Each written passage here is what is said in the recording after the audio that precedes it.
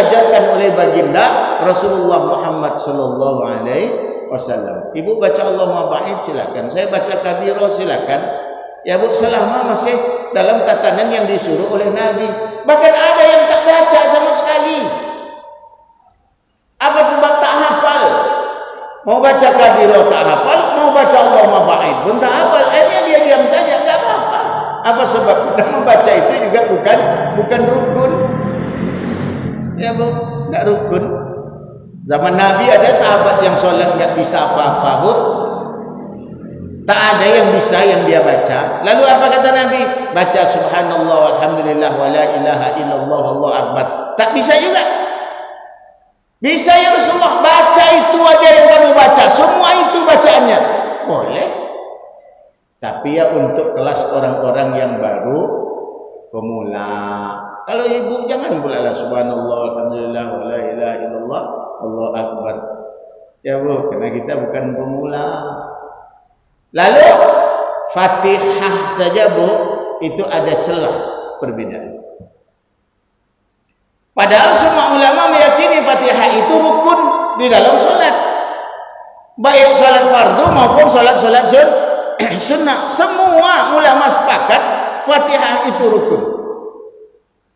Sedangkan di dalam rukun ada celah perbedaannya. Ada yang mengatakan bismillah bahagian satu ayat dari Fatihah.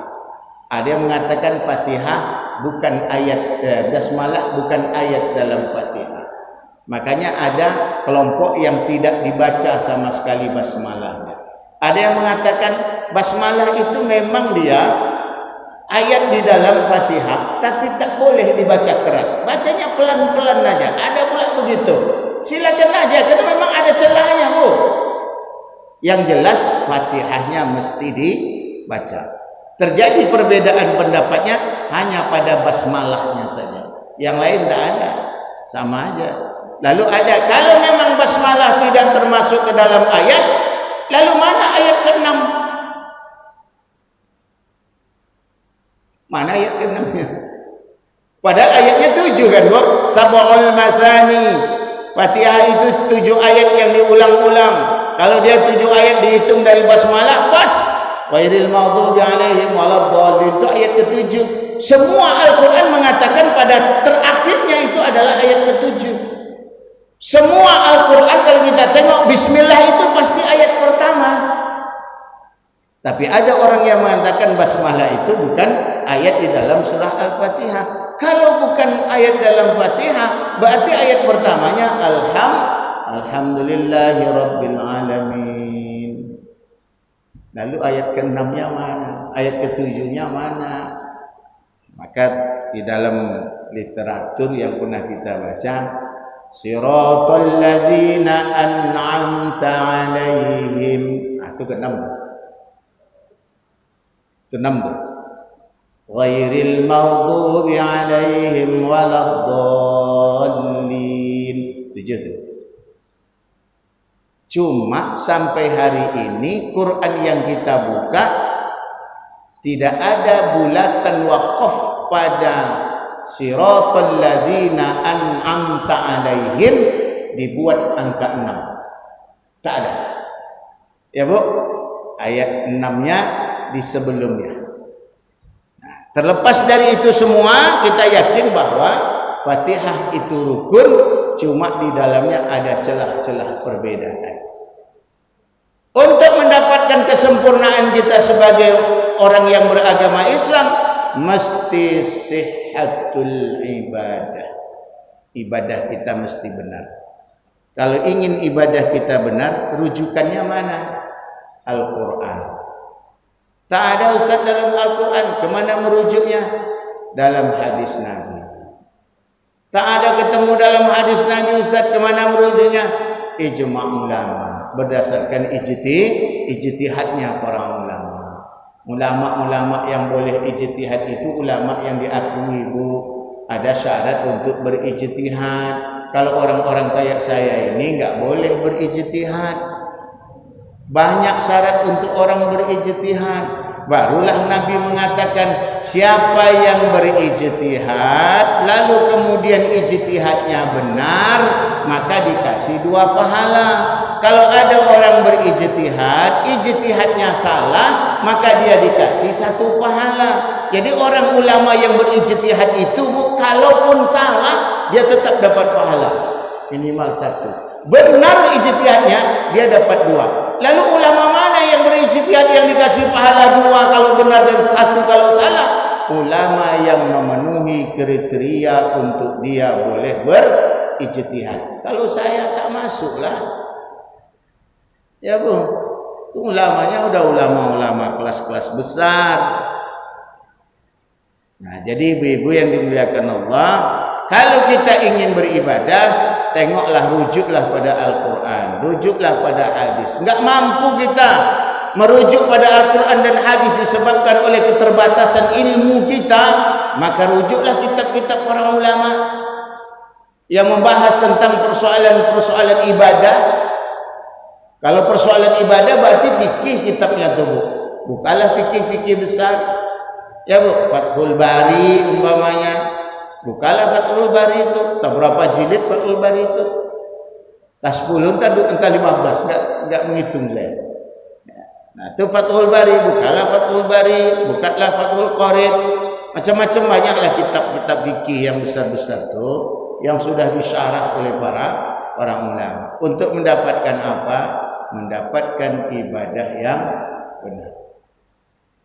Ya Bu, yakinlah Ibu bahwa ibadah yang Ibu lakukan kalau memang sudah merujuk pada pendapat ulama, insyaallah ibadahnya benar. Ibu jangan gini. Pak Ustaz, saya solatnya begini. Ada orang sebelah Ustaz, solatnya beda dengan saya Ustaz. Kayaknya dia yang benar daripada saya Ustaz. Nah, gitu kan? Kadang-kadang kan kita selalu menganggap untuk orang lebih baik daripada untuk kita. Padahal kita ini juga sholatnya, ibadah kita sudah belajar dari guru-guru. Lalu di mana letak masalah ibadah kita sehingga kita tak yakin bahwa ibadah kita benar? Padahal guru-guru kita itu juga buka buku, buka kitab, ya Bu, buka hadis, buka Al-Quran sebagai rujukan untuk menjelaskan tentang tata cara beribadah kepada Allah SWT. Ya Bu, salat subuh. Ada yang pakai kunut, ada yang tak pakai kunut. Karena memang celahnya ada, celah berbeda. Kalau orang yang sudah fanatik pakai kunut, tak pakai kunut, dia tak puas dia. Tak puas dia, tak nyaman dia kalau sholat di belakang imam yang tidak pakai kunut. Orang yang tak biasa pakai kunut, kalau ada imam yang pakai kunut, risih pula dia. Iku apa pula ditambah-tambah di orang tua. Kan begitu? Ya. Kenapa?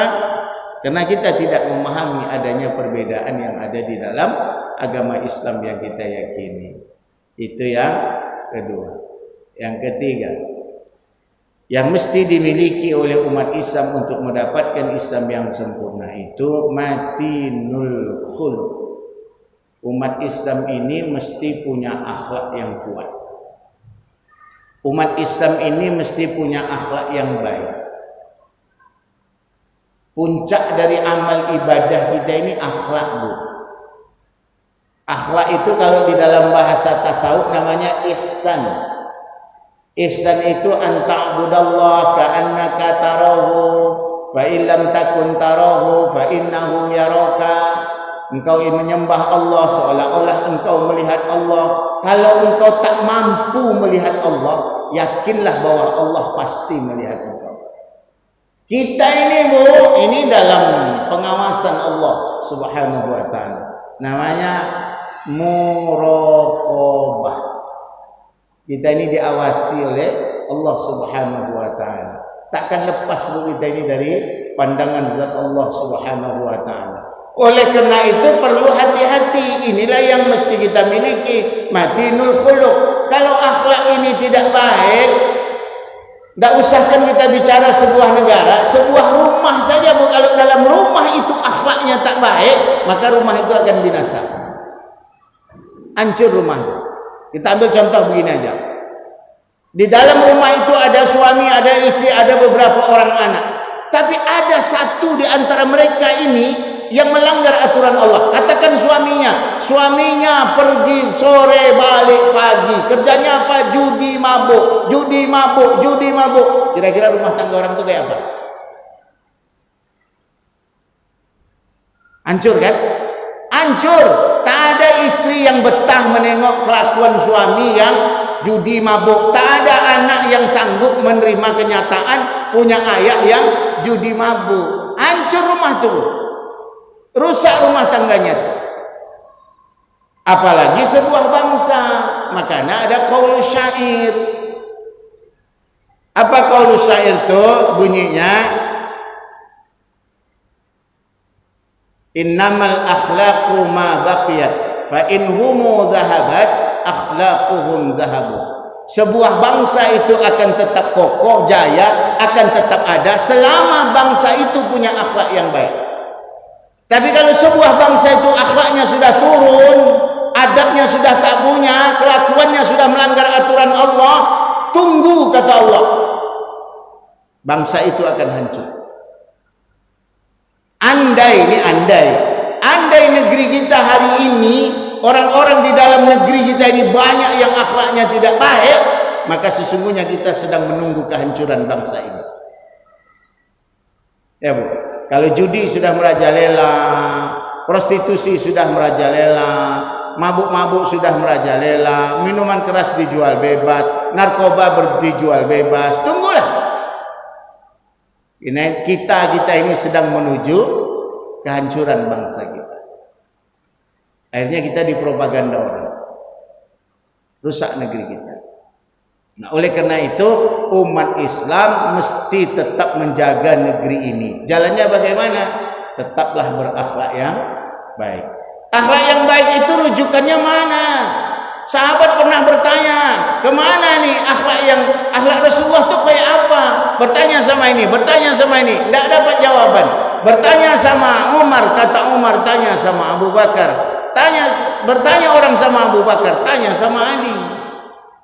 Tanya orang sama Ali, tanya kepada Aisyah. Ditanya orang pada Aisyah tentang akhlak Rasul, jawab Aisyah apa? Kana khuluquhu al-Qur'an. Akhlak Nabi itu adalah Al-Quran. Kalau negeri kita ini ingin lebih jaya, maka sesungguhnya jalannya satu aja Bu. Negeri kita ini mesti berpegang teguh kepada Al-Quran. Kalau negaranya biar aja seperti ini, mau negara republik, kita tetap aja negara republik, tetap Undang-Undang Dasar 45, tetap Pancasila. Tapi perilaku orang di dalam negeri kita ini mesti mengacu pada Al-Quran. Insya Allah aman kita. Kalau negara itu kan sebutan aja Bu. Ini negara Islam, ini negara Republik. Itu kan sebutan aja Bu. Yang penting isi di dalamnya. Isi di dalamnya mengacu kepada Al-Quran dan Sunnah Rasulullah SAW. Maka akan jadilah Madinatul Fadilah. Kalau rujukannya Al-Quran dan hadis, maka negeri kita ini akan menjadi Madinatul Fadilah. Negeri yang diidam-idamkan, negeri yang utama, negeri yang penuh dengan keberkahan dari Allah Subhanahu wa ta'ala. Yang keberapa lagi? Keempat. Terakhir. Yang terakhir, Saqafatul Fikri. Umat Islam itu mesti berwawasan luas. Cara berpikir kita umat Islam ini Bu mesti luas. Jangan seperti katak di dalam tempuwong. Nah, ini kalau lah contoh katak dalam tempuwong, waktu awak dalam tempuwong, wososo awak nang paling codiok, awak nang paling pandai, awak nang paling pintar. Rasolah hebat kali lah awak dalam tempuwong tu. Tiba terbuka tempuwong, mengangok nengok dunia, kau rupanya lowe. Artinya apa? Kita jangan terikat dengan ilmu yang ada di kepala kita saja. Kita mesti pelajari ilmu yang lain supaya kita tidak merasa paling benar ketika kita berhadapan dengan orang lain. Ya Bu, jangan sampai kita ini Bu asik berebut surga neraka aja, tidak usah lagi. Kita sama-sama kita ke surga tuh. Jangan berebut kita surga neraka. Adin surogo, waang nerako, adin surogo. Jangan begitu lagi. Sama-sama kita menuju surga. walaupun perahunya beda. Ya Bu, perahunya beda, tapi tujuannya sama. Ini mazhabnya si B, mazhabnya si A, silakan aja lah. Tapi tujuannya sama, pelabuhannya sama, surganya Allah Subhanahu wa ta'ala. Jangan saling salah menyalahkan dan jangan saling merasa paling benar. Umat Islam ini kalau sudah saling salah menyalahkan, maka orang lain yang tepuk tangan. Ya Bu, kenapa Indonesia ini dulu dijajah lama oleh Belanda? Karena umat Islam diadu oleh Belanda itu. Ya Bu, sehingga saling salah menyalahkan. Ini merasa paling benar, ini salah. Ini merasa paling benar, ini salah. Akhirnya kita sama kita perang. Belanda yang nyaman 350 tahun berkuasa. Saya pernah baca artikel. Ya Bu, kalau dulu nih orang pakai peci haji nih Bu, itu hanya orang yang sudah pergi haji. Yang belum haji tak boleh pakai peci haji. Itu dari mana datangnya? Itu propaganda dari Belanda Bu. Orang Islam yang sudah haji mesti pakai peci haji, yang belum haji tak boleh dia pakai haji. Untuk apa gunanya oleh Belanda? Supaya memudahkan Belanda memantau siapa orang yang sudah berangkat haji. Dan biasanya orang haji yang sudah haji itu ada cirinya keras, cirinya pejuang, cirinya dekat dengan Allah. Orang ini berani mati. Itu cirinya Bu. Makanya oleh Belanda ditandai dengan peci ini.